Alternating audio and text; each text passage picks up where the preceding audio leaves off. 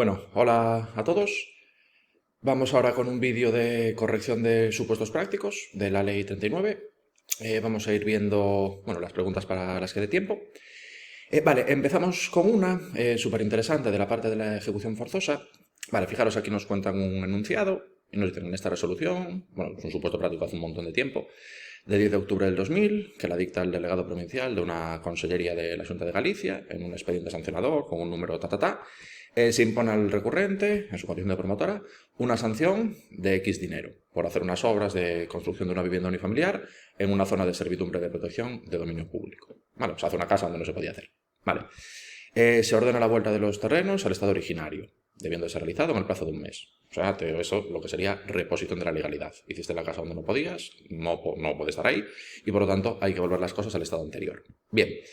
Se le apercibe de que en caso de incumplimiento, o sea, de que no cumpla voluntariamente con esa resolución, le van a imponer multas coercitivas por un importe determinado. Y luego se podrá proceder a la ejecución subsidiaria por cuenta del infractor y a su costa, en el supuesto de que no se llevara a cabo. Vale, este es el enunciado que nos dan. La pregunta en concreto es casi teórica, la verdad, no es muy práctica, pero este supuesto está muy chulo porque a través del enunciado podemos hacer, la verdad, un muy buen repaso de la parte de la ejecución forzosa. La pregunta en cuestión la vemos y luego hacemos el repaso. Nos dirían, ¿es posible imponer a una misma persona y por los mismos hechos una sanción administrativa y una multa coercitiva? Vale, aquí la respuesta correcta sería la C. Sí, es posible porque responden a fundamentos jurídicos diferentes. Vale, esto lo tenéis recogido en el artículo 103.2 de la Ley 39, que se dice expresamente que las multas coercitivas son independientes y compatibles con las multas sancionadoras que nos pueden imponer. Vale, y aquí un poco, quizá con lo que se juega es con un tema semántico. Porque claro, la multa coercitiva se llama multa. Y por el nombre que tiene, pudiera darnos a entender que tiene por objetivo sancionarnos, ¿no? Porque lo que solemos pensar cuando nos ponen una multa es que tiene por objetivo sancionarnos. Pero no es así, ¿vale? Eso os lo he dicho, el nombre nos lleva un poquito al huerto. Porque el objetivo que se persigue a través de las multas coercitivas no es sancionarnos, sino que es inducirnos a cumplir con la resolución de la administración. En este caso concreto, hiciste una casa donde no podías, tienes que derribarla, tienes que reponer al estado originario, o sea, reposición de la legalidad. Si no lo haces voluntariamente, te ponen la multa coercitiva con el objetivo de que, en algún momento, cansado de pagar esas multas periódicas, pues tengas a bien cumplir con esa resolución. Por lo tanto, la multa coercitiva, el objetivo que persigue no es sancionarnos, sino que es inducirnos a cumplir la resolución administrativa, en este caso, a que tiremos la vivienda, y por lo tanto, compatible con las multas sancionadoras que nos pudieran imponer.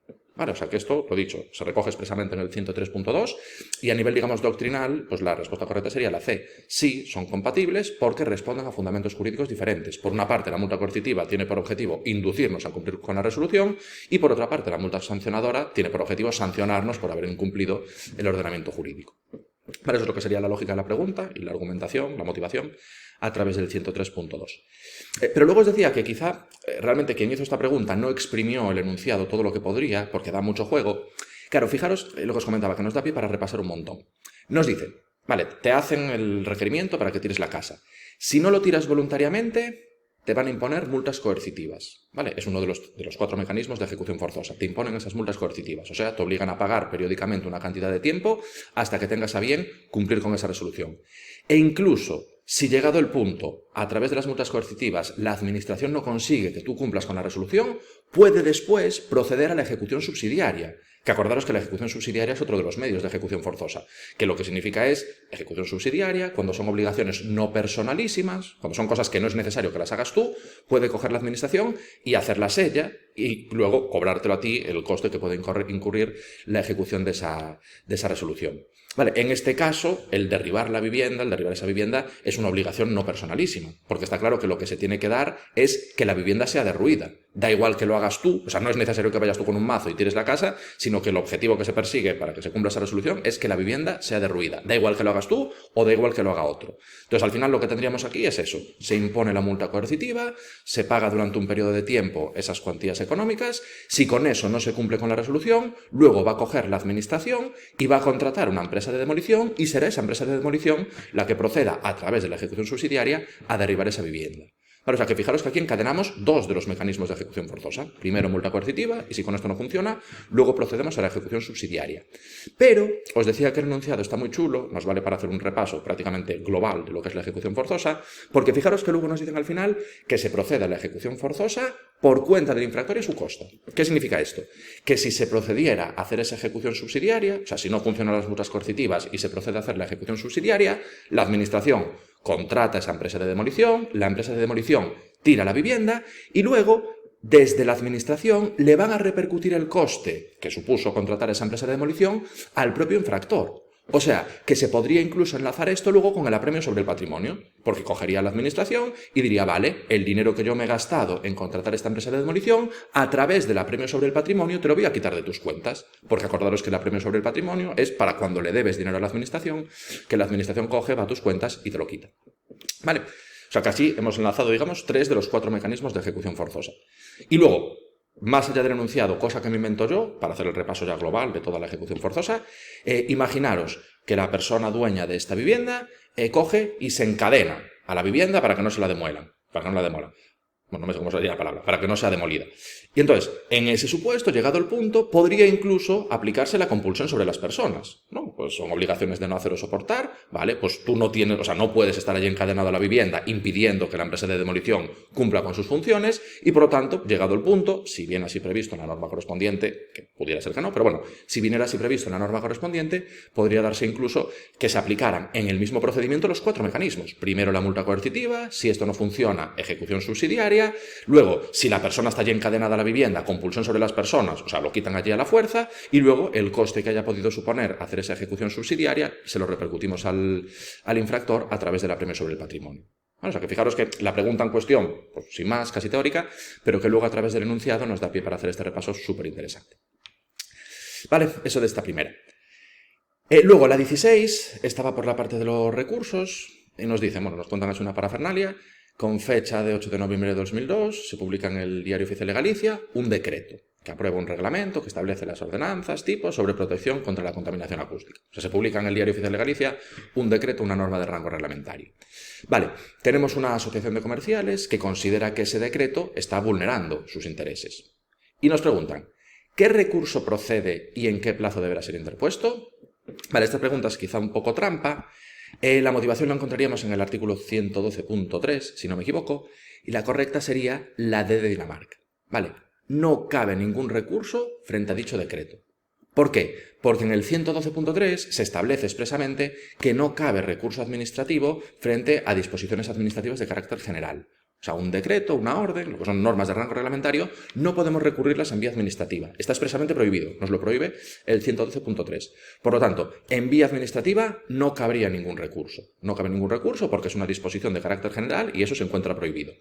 Ahora, lo que sí que se podría hacer sería interponer recurso contencioso. En los tribunales sí, la jurisdicción contenciosa tiene esa competencia y sí que se pueden interponer recursos contenciosos frente a disposiciones administrativas de carácter general. Pero en vía administrativa no cabría ningún recurso. ¿Vale? O sea que lo dicho, motivamos con el 112.3 y la correcta, D de Dinamarca, no cabe recurso porque está expresamente prohibido interponer recurso administrativo frente a disposiciones de carácter general. ¿Vale? 16, D de Dinamarca. Daba menos juego para explayarse, pero bueno, también interesante. Y luego la 17, y esta me gusta porque nos da, digamos, un perfil de pregunta que se hace con mucha frecuencia, que es, y esto igual ya os lo dije en otro vídeo, y si no os lo digo ahora, una de las jugadas que se hace con mucha frecuencia en los casos prácticos, para complicarlos, es meter paja. O sea, es meter paja. Te meten ahí un montón de cosas innecesarias, un montón de información que resulta innecesaria luego para contestar las preguntas. Y esta es paradigmática. O sea, esta te lo representa bien las claras. Fijaros, nos dicen, este chico, Víctor González, presenta un escrito de responsabilidad patrimonial el 8 de julio de 2007 por un accidente de moto que tuvo con su Suzuki, con matrícula no sé qué, el 20 de mayo de 2006, porque había una sustancia deslizante en una rotonda, en un cacho de carretera, en el ayuntamiento de Villagarcía de Arousa. Vale, añade que como consecuencia de este accidente, su moto tuvo daños valorados en 506,90 euros, muy preciso. Y lo que solicita es que le devuelvan ese dinero. Vale, hace la solicitud y nos dicen, transcurridos más de 6 meses desde la interposición de la reclamación sin que le fuera notificada la resolución, este chico quiere saber cuáles serían los efectos del silencio. Vale, lo que os comentaba de la información innecesaria, vale, bueno, nos cuentan lo de la moto que es, la matrícula, la sustancia deslizante, el tramo de carretera, o sea, eso ya es paja clara y manifiesta, pero fijaros que aquí nos dicen que el chiquillo este interpuso la reclamación el 8 de julio de 2007 frente a un accidente que tuvo el 20 de mayo de 2006. Vale, esto, acordaros que el derecho para interponer reclamación de responsabilidad patrimonial prescribe al año. Entonces, es verdad que no nos dan toda la información, pero a priori parece que está interpuesta fuera de plazo la reclamación.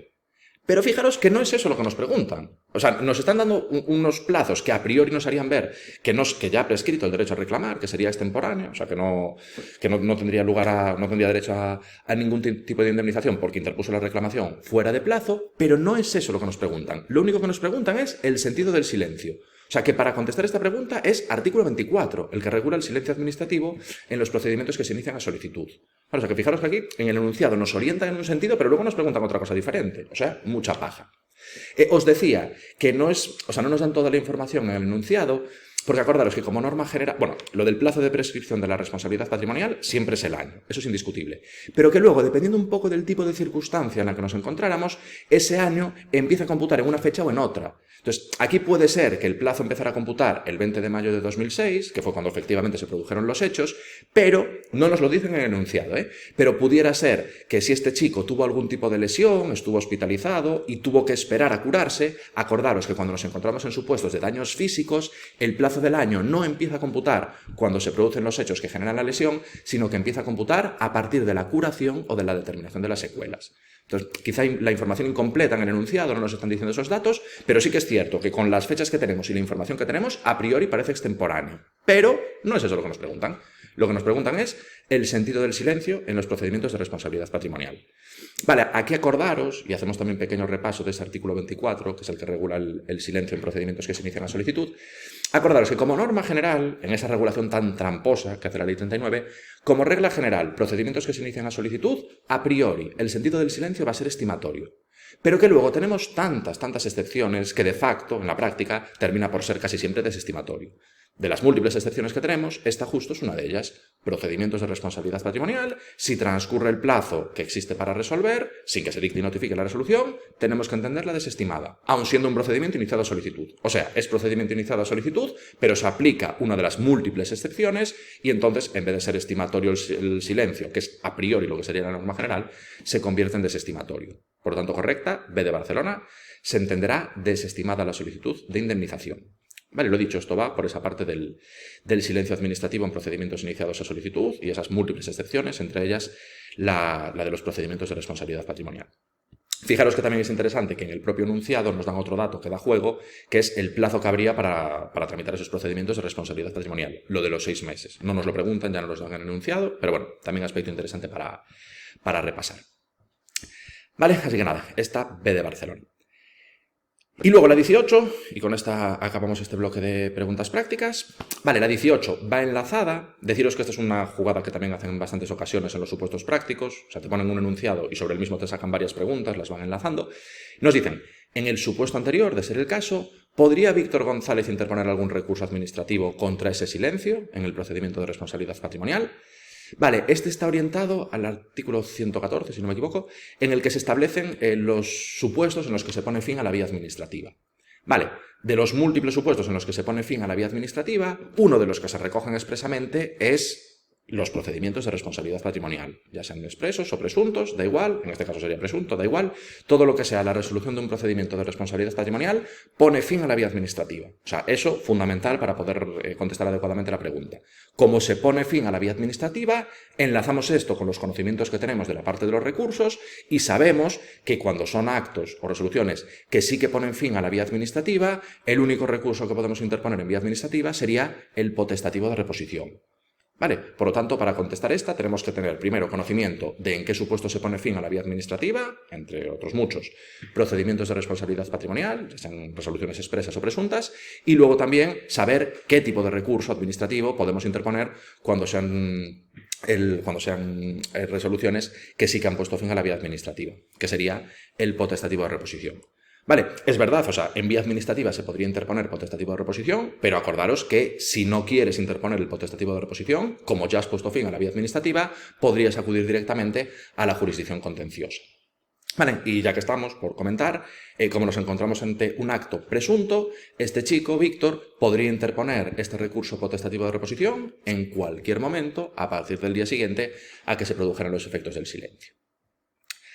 Vale, así que nada, vistas aquí unas poquitas preguntas prácticas y yo creo que hemos hecho un repaso, la verdad, bastante interesante, así que espero que os haya gustado este vídeo. Vale, así que nada, hasta la próxima y nos vemos por aquí. Chao, chao.